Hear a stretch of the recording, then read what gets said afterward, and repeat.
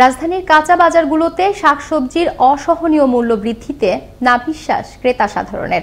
ভোজ্য তেল প্রতি লিটার বিক্রি হচ্ছে ১৬৫ টাকায়। অপরদিকে পেঁয়াজ ৫০ টাকা কেজি বিক্রি হলেও আলু ও রসুনের দাম কিছুটা সহনীয়। সহকর্মী মুসা মিয়ার প্রতিবেদনে থাকছে বিস্তারিত। ক্যামেরায় ছিলেন রাশেদ আবিদ। রাজধানীর বাজারগুলোতে শাকসবজির দাম কোনোভাবেই কমছে না। ক্রেতা ও বিক্রেতাদের মধ্যে রয়েছে ভিন্ন মত। ডিম ও মুরগির মাংসের দাম আবারও বৃদ্ধি পেয়েছে।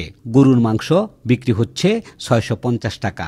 অপরদিকে খাসির মাংসের দাম রয়েছে স্বাভাবিক। এদিকে মাছের সরবরাহ কম থাকায় বৃদ্ধি পেয়েছে মাছের দাম। আলু ও রসুনের দাম কিছুটা কম থাকলেও পেঁয়াজের দাম বাড়তে শুরু করেছে। কেরাসির বিত্তাস অনেকে চাষাবাদ বন্ধ করছে। এটা এই কারণেই সবজির দামটা বাড়তি, মালের সংকট, মানে অনেকটা কম মাল বিধায় দামটা বাড়তি। সব মাছেরই দাম একটু বেশি, ৫০-১০০ টাকা কেজিতে বেশি। অনেক বাড়তি মনে করেন, আপনি অনেক ককের দাম আর কি, অনেক খামার বদ্ধ, এই কারণে মাল ক্যারিং বাড়া, অনেক খাদ্যের দাম বাড়তি, এই কারণে অনেক বাড়তি আর কি। সবচেয়ে উন্নয়নমূলক কাজও করতেছে, আবার মনে করেন যে সবচেয়ে বড় ব্যর্থতা আমি বলবো বাজার নিয়ন্ত্রণ করতে পারতেছে না, বাজার মনিটরিং করতে পারতেছে না। চাউলের কথা বলেন, ৬৫ টাকা ৭০ টাকা নিচে কোনো চাউল নাই। প্রতিনিয়ত ভোজ্য তেলের দাম বৃদ্ধি সহ নিত্য পণ্যের দাম ঊর্ধ্বগতি। তেল বিক্রি হচ্ছে ১৭০ থেকে ১৮০ টাকায়। অপরদিকে আটা, ময়দা, চিনি ও ডালের দাম রয়েছে অপরিবর্তিত।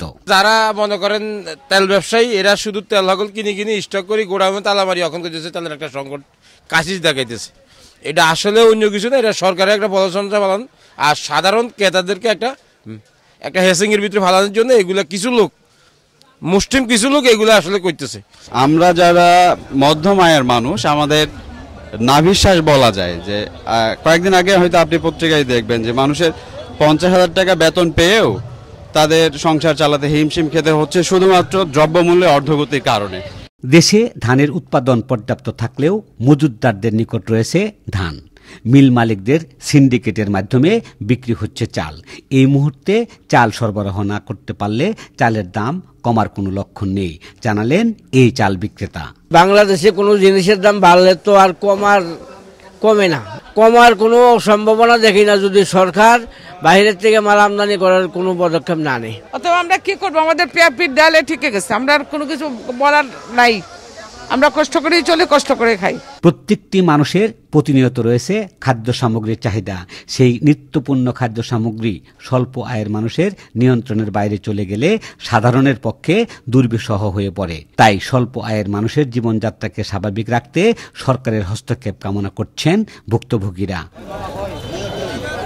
মুসা মিয়া, আনন্দ টিভি, ঢাকা।